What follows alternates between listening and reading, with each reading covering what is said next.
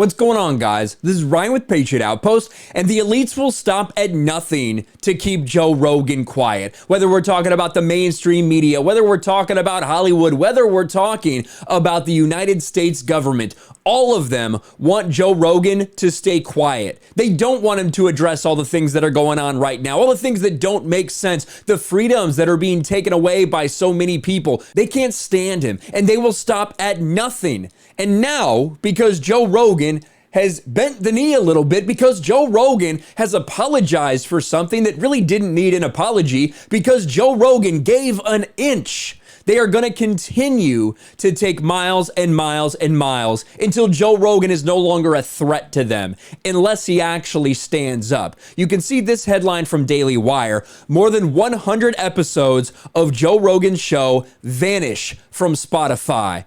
When this Spotify deal happened, he said, oh, don't worry, they're going to let me do whatever I want. They're going to be open. We can do whatever we want over on that platform. And I questioned it. Then he had Alex Jones on. He had a couple other people on. I said, you know what? Maybe it is the case. But as more and more time has passed, we've realized that's not the case. And now, with all the pressure, with people pulling their music off Spotify, which then he came out and gave some sort of explanation for that I wouldn't necessarily classify as an apology, but he said, I'm going to do more to have more people on. I'm going to have different sorts of people on here. Don't worry, guys. I acknowledge I haven't done my best. That was the inch that a lot of these people needed to take and take and take. Because once you show you can be pushed around, once you show you can be manipulated by this type of cancel culture, by this outrage mob, they will stop at nothing. Before this came out, before the 100 episodes suddenly vanished like they did overnight, we were on Friday Night Tights, and I made a statement on Friday Night Tights about what I think the end goal of this is all about and why Joe Rogan should never have given them that little tiny apology that some people were framing it as. I think that the end goal here is not to deplatform Joe Rogan. I think it's to quiet Joe Rogan. And I think you've already started to see a push towards that direction. They're framing it as an apology. I don't think his words were really an apology. He said at one point, if you're offended by anything I've done, I guess I'm sorry, but we have conversations here. He said something like that. Yeah. But what he did essentially do was, when I have these more controversial people, I'll do a better job of having more, the mainstream people on after that to counteract it. And it's like, you don't need to change anything you're fucking doing. If I were Joe Rogan in that moment, what I would have done is say, you know what? I'd love to have someone like the Surgeon General of the United States come on here, but you know what? He won't. Yeah. These people don't want to come on my platform. They don't want to come and be exposed when they can't just talk in 30 to 45 second scripted chunks. That's what I would do. I would hold their fucking feet to the fire and say, anyone is welcome to come on this platform. I've hosted people that I agree with, that I disagree with, everybody from every political angle. You have a problem with it because it's going against this certain narrative. I don't like the fact that he did agree to do more. I need to do more research. No, Joe Rogan, he does enough research to know what he's talking about and to have 3-hour-long conversations with people. That's a cop-out. That's a way of saying I need to do better. No, you fucking don't. The reason that you're so successful is because everyone's looking at this because it's actual conversations with interesting people, whether they're talking about mRNA vaxes or whether they're getting high and talking about aliens. Joe Rogan doesn't need to change anything, but he's already kind of agreed to for Spotify. That's the end goal, I think, is because they know if they deplatform him, that'll happen. They want him to stop going in so hard at some of this shit. And because Joe Rogan didn't do that, because he made a compromise, which you cannot compromise with these people. You cannot compromise with radical leftists. That is never enough for them. Meeting in the middle is never enough. They want you gone. They want you to stop talking. They want you to not have an impact anymore. And so what happened after that? Well, a video surfaced of Joe Rogan saying the N-word. Oh my gosh, the N-word, the worst word known to man. Was he saying it in a way where he was attacking someone? Was he mocking someone for being black? Well, no, not at all.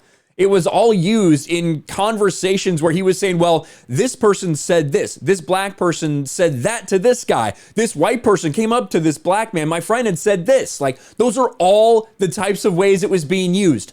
But it doesn't matter. And now Joe Rogan has apologized for using the N-word. And I want you to hear his apology. He tries to explain a little bit of that in context, but this is not the way he should have approached this. And I'll explain to you why. Let's listen to Joe Rogan on what he thinks about his prior uses of the N-word. I think it's around 12 seconds we need to go for him to start talking about it. A compilation of me saying the N-word. It's a video that's made of clips taken out of context of me of 12 years of conversations on my podcast, and it's all smushed together, and it looks fucking horrible, even to me. Now, I know that to most people, there's no context where a white person is ever allowed to say that word, never mind publicly on a podcast. And I agree with that now. I haven't said it in years, but for a long time, when I would bring that word up, like if it would come up in conversation, instead of saying the N-word, I would just say the word. I thought as long as it was in context, people would understand what I was doing. Like that context was part of the clip we were talking about Red Fox, how Red Fox said that word on television in the 1970s, and how times have changed so much since then. Or about how Richard Pryor used it as one of the titles of one of his albums. Or I was quoting a Lenny Bruce bit, or I was quoting a Paul Mooney bit, or I was talking about how Quentin Tarantino used it repeatedly in Pulp Fiction, or I was talking about how a Netflix executive, ironically, used it because he was trying to compare it to another offensive word, and he said it out loud, and they fired him. Not calling anybody or just saying the word out loud. I was also talking about how there's not another word like it in the entire English language, because it's a word where only one group of people is allowed to use it, and they can use it in so many different ways. Like if a white person says that word, it's racist and toxic, but a black person can use it and it could be a punchline, it could be a term of endearment, it could be lyrics to a rap song.